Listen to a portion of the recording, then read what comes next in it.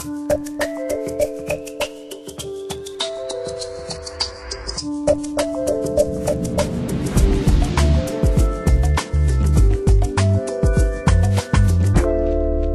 and welcome to Measured Thoughts.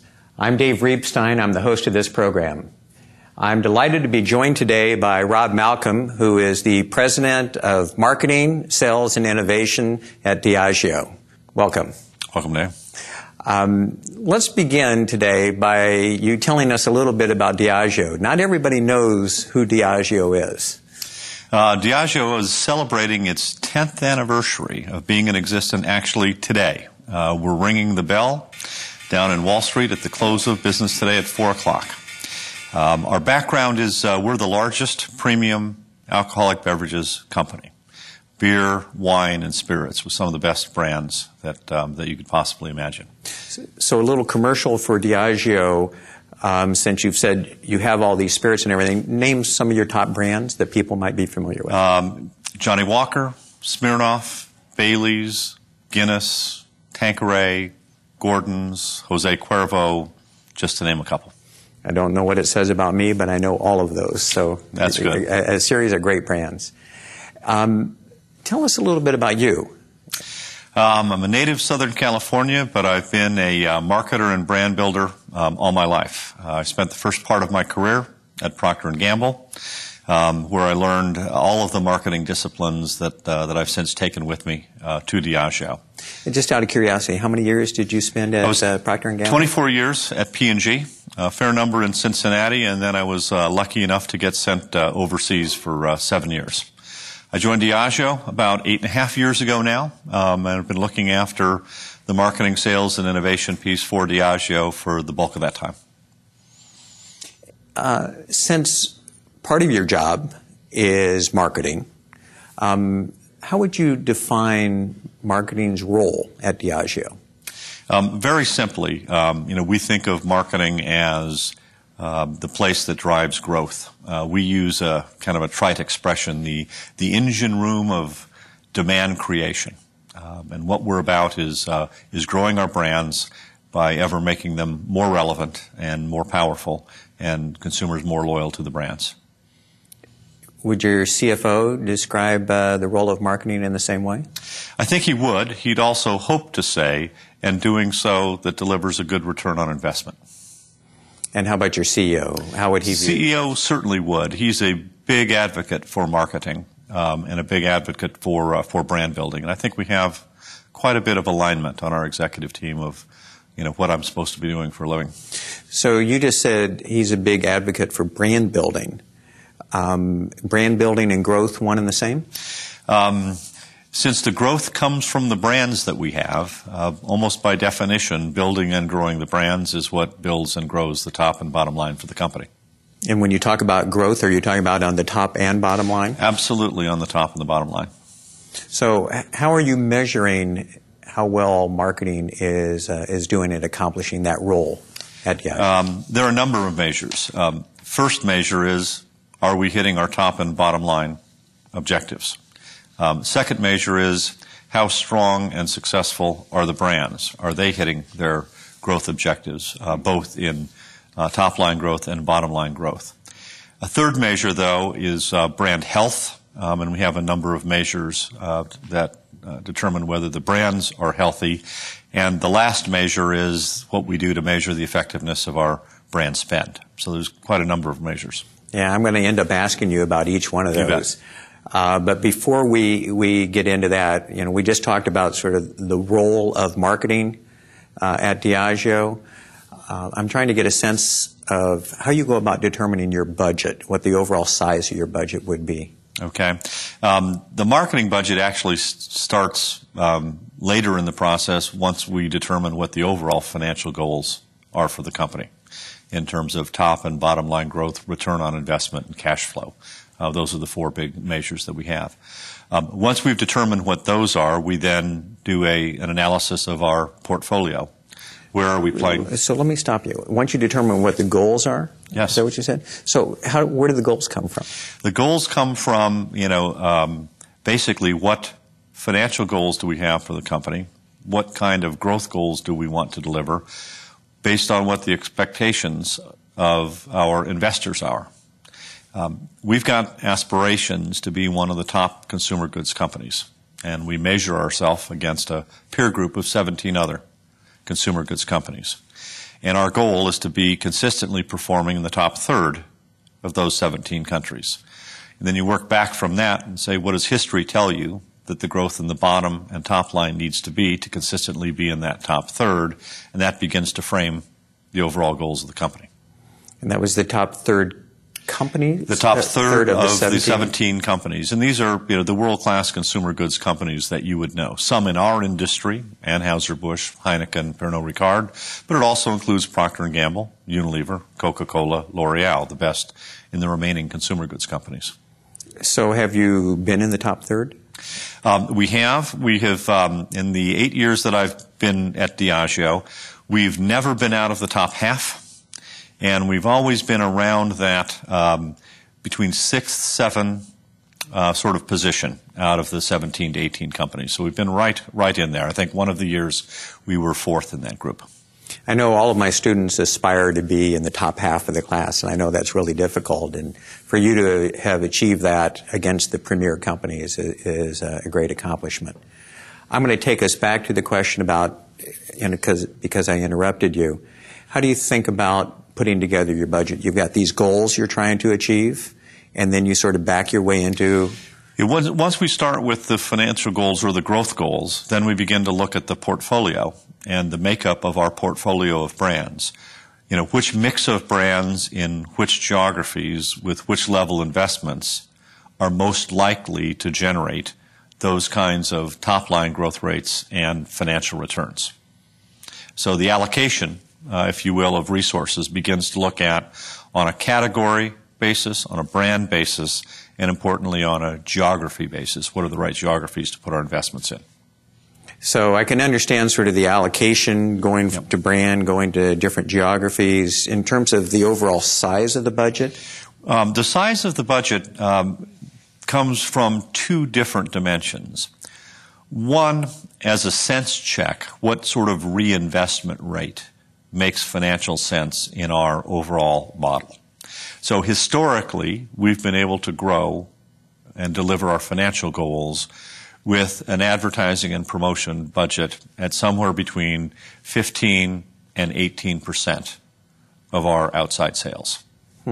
And sometimes it's been a little bit more when we've stepped up investment in new geographies, sometimes a little bit less. But around the 15, 16, 17% of what we call net sales value, or NSV, is the overall number that works in the Diageo metrics.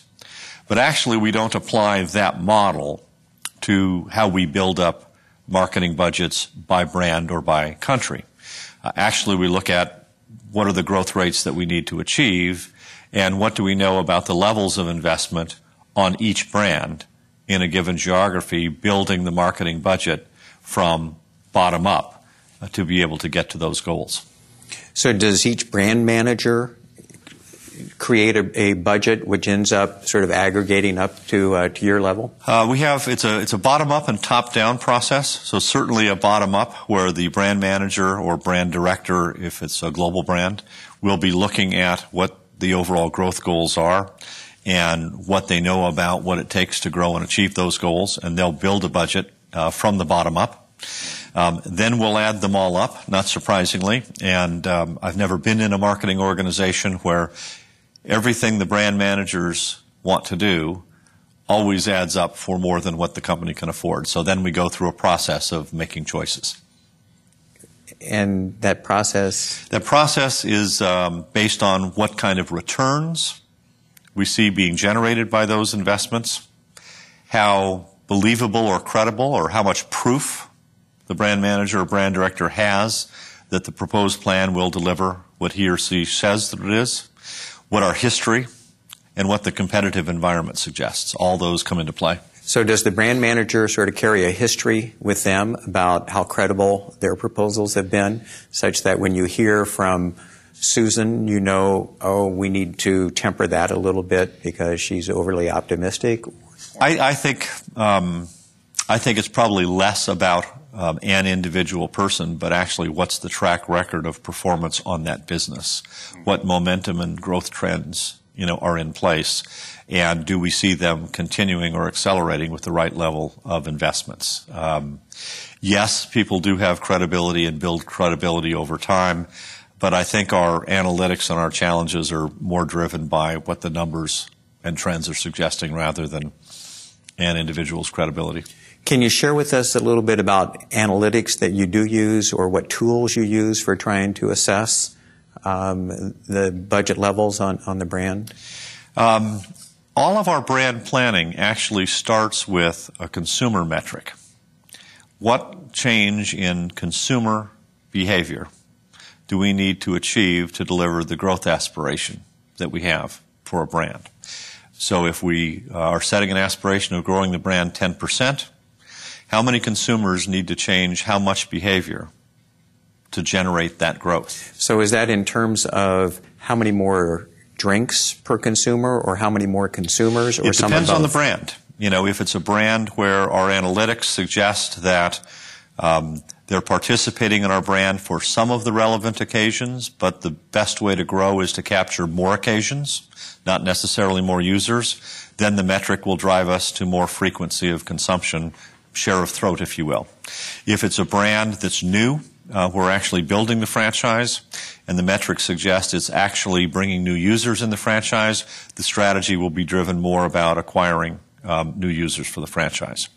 So once we've decided on each and every brand what the consumer-driven strategy is, we then begin to look at what does it take in terms of the different marketing tools and how much to invest that can drive that behavior change. That's where the metrics come in. And is there a standard set of metrics that you use across the entire portfolio of countries and brands? There's a standard set of processes that we use to calculate the consumer behavior change that we need to get there. And we use a similar research methodology on every one of our brands around the world that segments our consumers based on their level of loyalty to the brand and their level of consumption frequency. And all of our brands use that same scale, if you will, from, we call it the 4 A's scale, from awareness up to adoration, that allows us to look across the world through a similar set of matrix that then we can begin to use to influence our investment choices. The 4 A's, that's different from the AA scale? Yes, it's different from the AA scale. It is one of our acronyms, but it's a measure of consumer loyalty and frequency. Okay. And so we're thinking, I'm going to try and pull that process out from you, if you're willing to share Absolutely. it. You say, so these process that we use across all the different brands.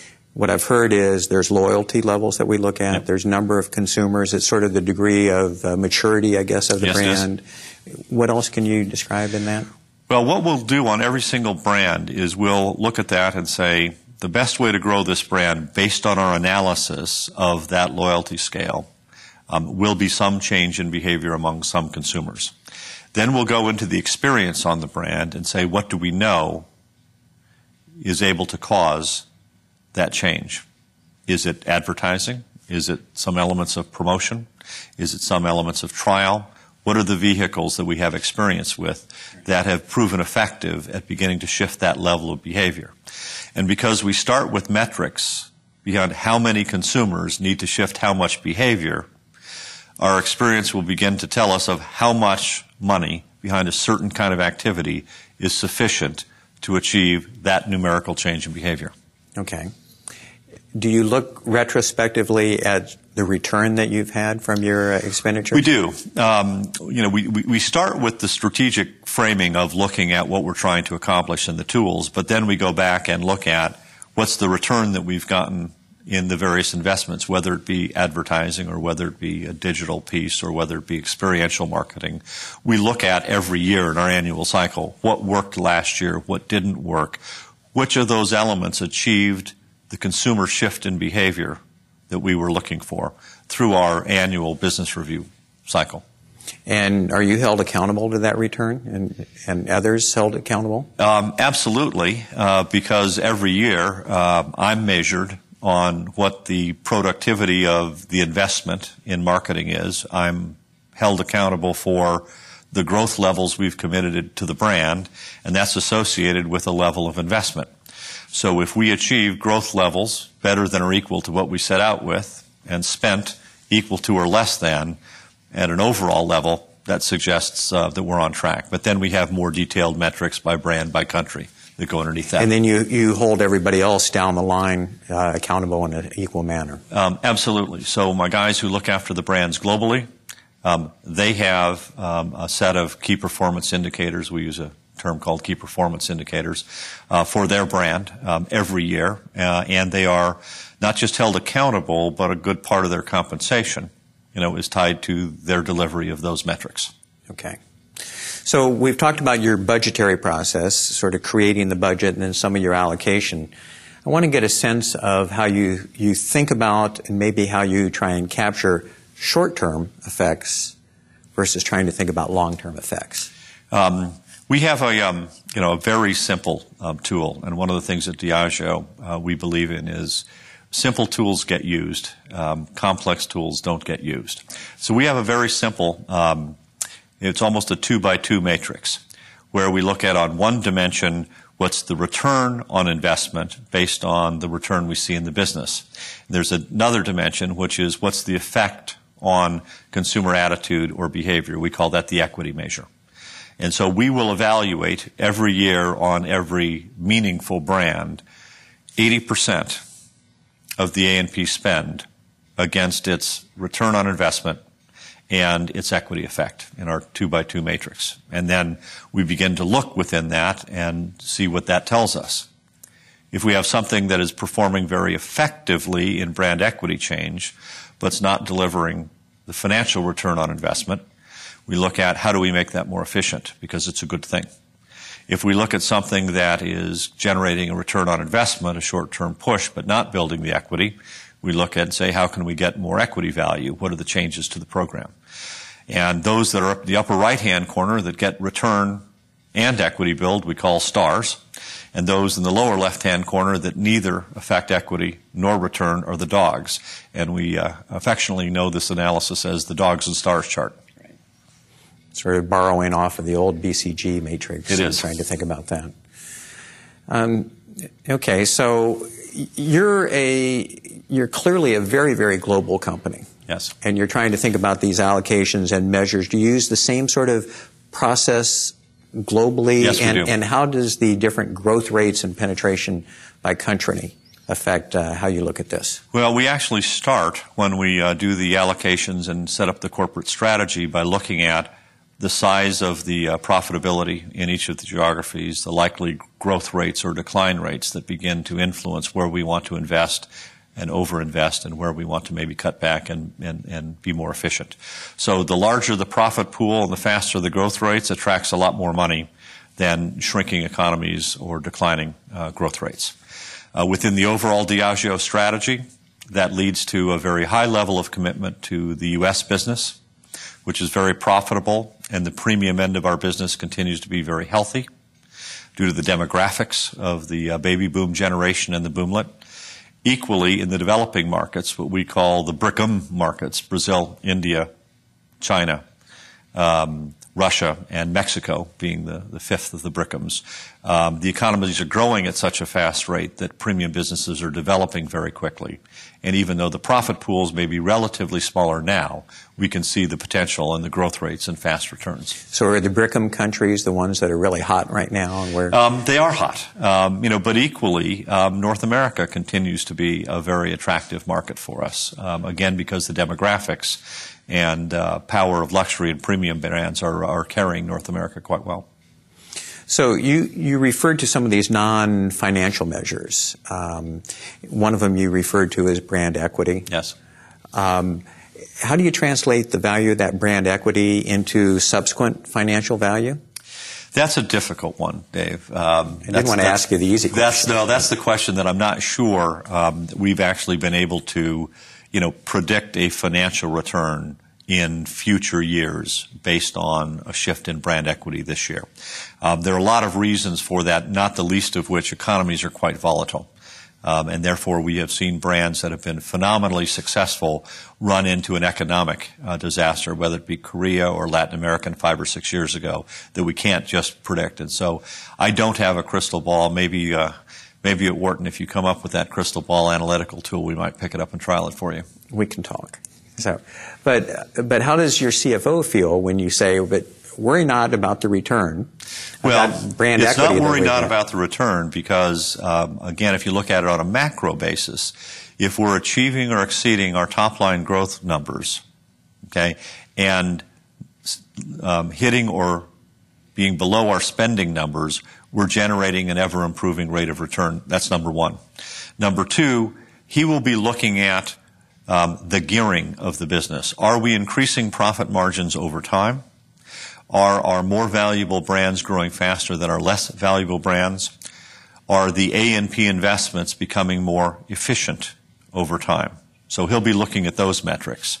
He'll also be looking at the 80% of the A&P spend that we analyze every year and track, are we getting improvements in the yield out of that spend based on our analysis of that spend?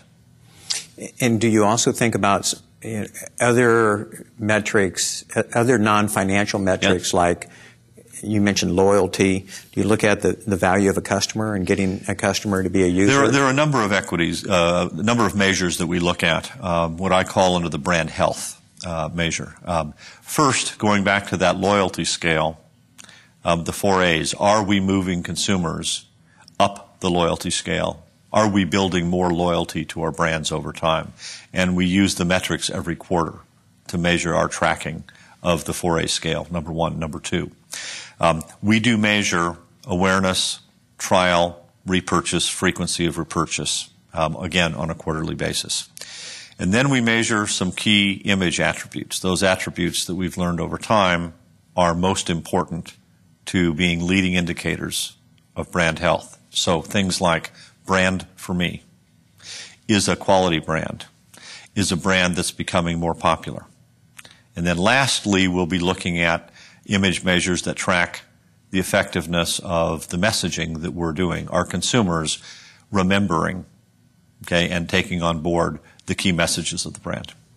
So one of the other measures I wanted to ask you about was share of throat. I would have normally asked it as share of wallet, but since I heard you refer to it as share of throat. Share of throat. Is that a measure that you look at? And what role does it play for you? Not directly in terms of share of throat. What we will look at is share of occasions, and that's the closest thing to share of throat. I would say share of throat is a colloquialism for share of occasions.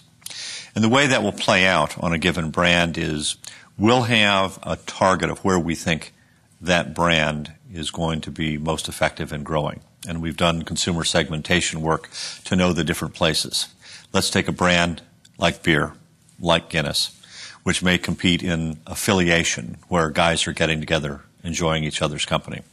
And we will look at the number of occasions and therefore number of units of beer that guys will consume in those occasions, and we will measure Guinness's share of those occasions. That's the closest thing we have to what I'd call share of throat. So within that, one would think about what are the other brands or other products that one is using. Do you monitor which products, which competitors are there? We do, because of the way that we segment the brands in terms of where they sit image-wise and where we compete, each of our brands has a natural competitive set. So, not surprisingly, Johnny Walker and Scotch whiskey, its natural competitive set would first be other Scotch whiskeys, then it might be other discernment brands, might have some wine in there, you might have some high-end gin like Tanqueray in there, and you might have high-end American bourbons. And we know that from our mapping of where the brands sit. So you would consider wine part of the competitive set? Well, we're in the wine business, so yes, but there will be occasions in a number of countries where whiskey and wine, are used and substituted for one another in some countries. Water also?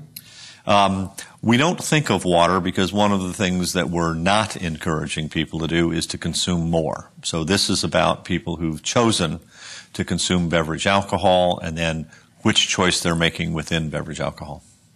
So your whole play is about market share. It is. Right. Okay. So you've got a whole set of measures that you use for evaluating how you're doing. In fact, I'm impressed by the whole array of measures that you have. Do you see the role of research in supporting all these decisions sort of changing over time?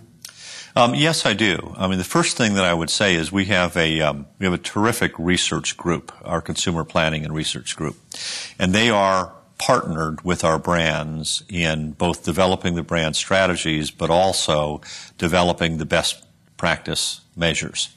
And they do two things. They work on what are the best methodologies, and then once we determine what the best methodologies and practices for measurement, they're responsible for rolling those out worldwide and ensuring the quality of those measures are adhered to and practiced, in each and every geography. And as time goes on, we look at new potential measures, new leading indicators of brand health through the analysis usually of what's gone on before, and oftentimes where we'll find a brand that's performing much better than expected, we'll go back into the data to try and understand why, and we might learn some new things. Interestingly, that's where the measure brand is becoming more popular came into play, because we found in beverage alcohol, which is a social category, that emerging popularity is a leading indicator for momentum and social momentum and growth. And that wasn't something that we would have had in our tracker 4 or 5 years ago. What sort of analytics are you using to support some of your analysis? Well, we do regular research summaries. Representative sample of beverage consumers. We'll do quarterly brand health measures on all of the big brands, in all of the markets. We will measure habits and practices. We also use a fair amount of diagnostics in pre-testing some of the activities. So in advertising, we're always looking for what's the next predictive technique to evaluate what consumers' response to an advertising message will be. And we have quite a database now of tests around that begin to tell us when we're effective at a pre-testing stage as well. So do you use any sort of planned experimental design in testing out various different approaches? We do a lot of test marketing. So we tend to believe that in-market testing in our kinds of categories is more valuable than some of the laboratory testing. So we have used bases testing for some of our innovations, and we've used other diagnostic pre-testing. Because of the social diffusion nature of our business, though, and the fact that the category dynamics are not as simple as share of detergent usage, share of diapers, because the category expands or contracts in beverage alcohol in a way that's quite dissimilar to some others.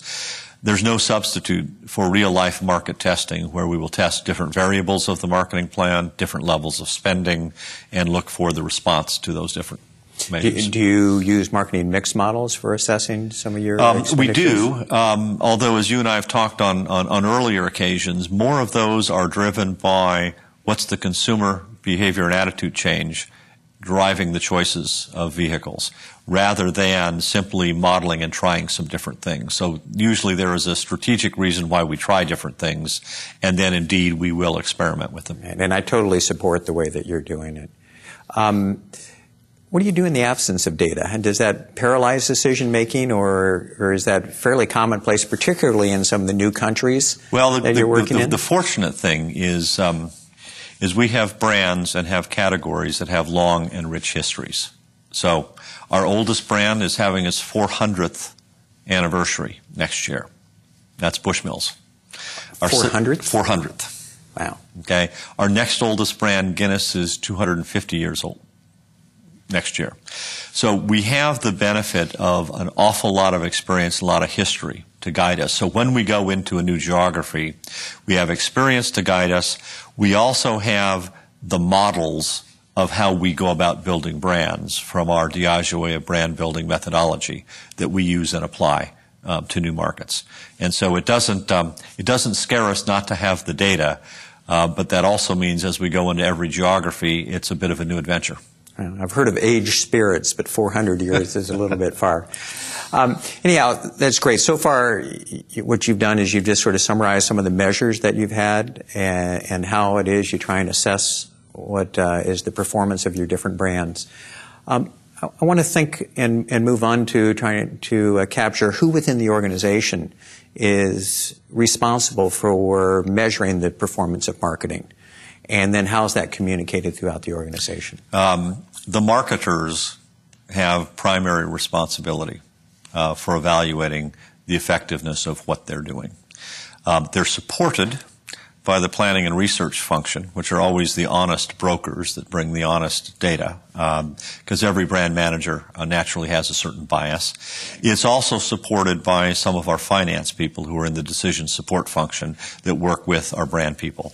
But it is our brand people. I'm a firm believer, that brand people need to be not just creative and not just idea-based, but be strongly analytical and strongly metric-based. I started my life as an accounting major before I came into the piece of marketing, and I'm very keen on metrics, on financial returns, on marketeers being full business people, not just creative marketeers. So are there some metrics of performance that you sort of have visible, like in a dashboard or in some report that goes out throughout the organization? Yes, we do use, and it's primarily on our big global brands. And our top 8 to 10 brands account for about 75% of the overall business at Diageo. And we do have a dashboard that we look at that looks at the financial performance in total and then by major geography. That dashboard also reports brand health measures for that brand across the major geographies. And the last thing the dashboard looks at is tracking how are we doing against the things that we have said we are going to invent or create to support that growth, which is almost a project dashboard. Right. That's impressive how you go about trying to do that and to capture that.